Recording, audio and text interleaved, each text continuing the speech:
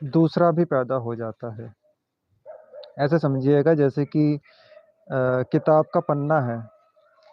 किताब के पन्ने को विभाजित करने के लिए उसे मोड़ना पड़ेगा या फिर उसको आप जहाँ से भी जैसे भी फाड़ेंगे, उसमें एक दरार आ जाएगी, एक निशान बन जाएगा, एक सीमा खिंच जाएगी।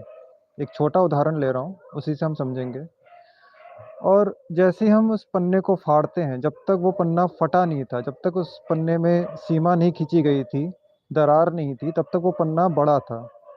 लेकिन जैसे हमने उस पन्ने को फाड़ दिया बीच से, तो वो अब छोटा हो गया। या हम कह सकते हैं कि उस पन्ने के किसी एक कोने से हम पन्ने को फाड़ते हैं, तो एक हिस्सा छोटा और दूसरा हिस्सा बड़ा हो गया। तो ये सीमा दोनों तरफ ही बन गई। तो हमारा छोटापन या फिर बड़प्पन, दोनों ही सीमा से निर्मित होता है। और जब भी ये सीमा बनती है, दूसरे का निर्माण होता है और वहीं से हम हिंसा शुरू कर देते हैं। इसीलिए आज दुनिया में इतना ज़्यादा मांसाहार, जिसकी वजह से धरती का तापमान 1.5 गुना बढ़ चुका है और बढ़ रहा है आगे भी, इंक्रीजिंग रेट के साथ। और यही कारण है आज पृथ्वी की ये दुर्दशा है। हमारा मन स्थिति इतना विक्षिप्त हो चुका है क्योंकि हमने खुद को एक सीमा में बांध लिया है। हम ये कभी सोचना ही नहीं चाहते कि दूसरा भी दूसरा नहीं है, दूसरा भी मैं ही हूँ। इसलिए हम जानवरों को एक सीमित रेखा में कमोडिटी की तरह देखते हैं। उनको पालते हैं अपने स्वार्थ के लिए, अपने लालच के लिए, अपने स्वाद के लिए, और उनका कत्ल करके उनका भक्षण करते हैं, भोग करते हैं। तो वो जानवर मरा बाद में है, पहले हमने और उस जानवर के बीच में एक सीमा खींच दी है कि हम उस जानवर से कुछ बड़े हैं, कुछ अलग हैं। और जैसे ही हमने ये सीमा खींच दी, हमने उस जानवर के साथ हिंसा बाद में करी है, अपने साथ हिंसा पहले कर दी है।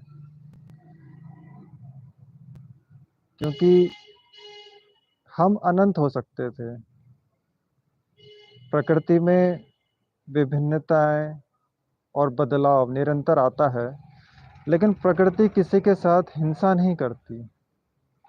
उसमें निरंतर एक गति है, उसमें निरंतर एक बदलाव है। वो ये नहीं देखेगी कि आप अच्छा काम कर रहे हैं, बुरा काम कर रहे हैं। पृथ्वी का अगर नुकसान हो रहा है, तो प्रकृति अपने आप उसको बचाने के लिए वो सभी प्रकार के लोगों को अपने प्रलय में शामिल कर लेगी। तो हमने तो इतना भी नहीं सीखा प्रकृति से कि अगर वो विभिन्नता बदलाव भी कर रही है, तो उसमें कोई उसका स्वार्थ नहीं है, बस हो रहा है।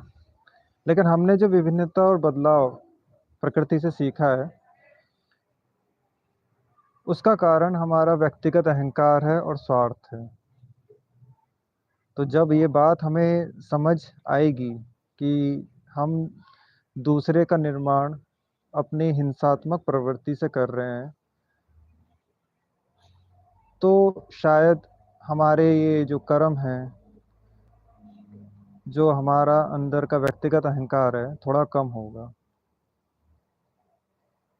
तो प्रयास यही है कि हम हिंसा को समझने की कोशिश करें और सही जीवन जीने का प्रयास करें और लोगों तक सही बात पहुंचाएं। आशा है हिंसा क्या है भाग 2 का एक छोटा सा मैंने उदाहरण रखा आचार्य जी की किताब से, आप लोगों तक बात पहुंची होगी और ये बात आप आगे पहुंचाएंगे। तो अगले वीडियो में मिलते हैं। नमस्कार।